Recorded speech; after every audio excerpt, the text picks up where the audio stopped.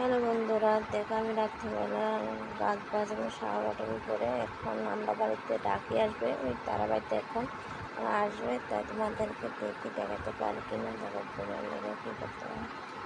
মাত্র ঘুমাইছি আমি, বেশিক্ষণ হয়নি ঘুমাইছি যে, তারপর ডাকি এসেছে। দেখি, দেখো নিচের পর ডাকি এসেছে, এখন আমরা বাড়িতে আসবে। আবার ডাকি